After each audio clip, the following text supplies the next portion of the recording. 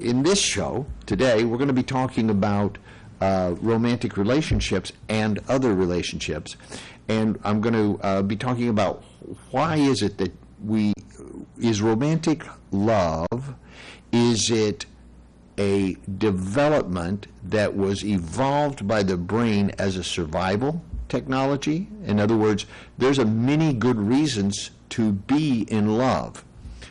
However, there's the psychological and spiritual aspect of this. Okay, so that's sort of the survival aspect, which is about keeping alive as a physical body.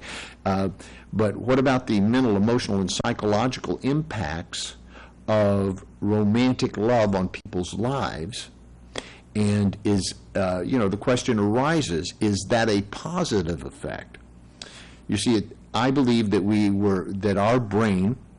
I mean, it's not just, I believe. It's actually well known that our brain is developed on a very primitive model. The model is simply to keep your physical body alive. It was designed to hear, see, feel, predict what's about to happen, and remember negative events, kind of tends to forget positive events. But all of the negative events and happenings and emergencies and traumas are deeply embedded in the subconscious mind, so that we, in an instant, now look into your own mind and you'll see this, in an instant you can assess a situation, and I'm going to use the word react, for the most part react, because the word means reenact, okay? So you reenact an emergency situation from the past because your brain immediately scans thousands of similar situations and what was the best solution to survive those situations, and it instantly gives you what to say, what to do, how to act, how to breathe, how to stand, how to walk. It'll even do things like focus your eyes and tune out your ears, or vice versa. It will literally filter out what you need to see, hear, think, and feel in an instant to survive an emergency situation. How do I know that? You're still here, you're still alive, and you've had a few emergency situations that you've survived. So every time something that even remotely resembles that bad situation from the past, your brain will automatically be triggered to give an immediate response. Now think about that in terms of romantic relationships. Those hurtful things that have happened in romantic relationships in the past, as soon as you see somebody that looks, smells, acts, in any way triggers that chain of memories, then you have an automatic reaction to that situation that is designed to what?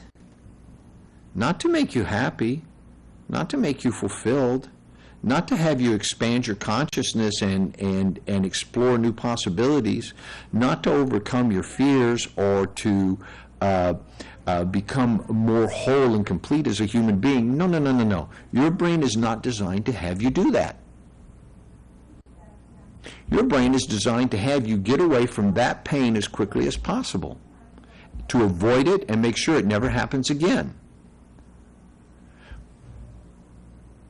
I think this is absolutely crucial for us to understand. That's why we call it a reaction, because you're literally reenacting the past, reenacting in an instant situations from the past, rather than responding to the current present moment, what's happening. So here comes somebody that looks like that person that hurt you in the past, or they have a name like that, or they're from the same culture, or they wear their hair the same, or whatever. And in some way you're triggered and you immediately begin to react to them in a certain way. Now, your reaction could be that you're attracted to them. You could be attracted to them. I'm going to assert that your attraction to them may have something to do with your attempt, subconsciously or consciously, to resolve some pain from the past. So rather than having a response to this person, like here's a brand new person I've never met before, here's somebody who okay, they look like somebody else, they remind me of them, but never mind that. Let's respond to this person that's here right now. What are they saying? How do I feel about them? What is the real response that I'm having physically, emotionally, spiritually, psychologically to this person here and now? And let's see where this goes, like a curiosity, like when we were children, we were curious about things.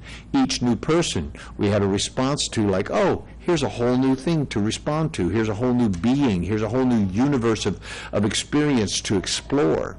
So we had this response to the world as children, not only to the world, but to people, circumstances, things. Everything was new. By the time you're about 20 years old, you've experienced so many things that your brain has recorded in your subconscious mind, all of it, that you have a trigger and a reaction to just about everything. Your ability to respond newly and freshly and wholesomely to things is clouded over by the accumulation of stimulus response and reactivation that your brain has basically become by that age.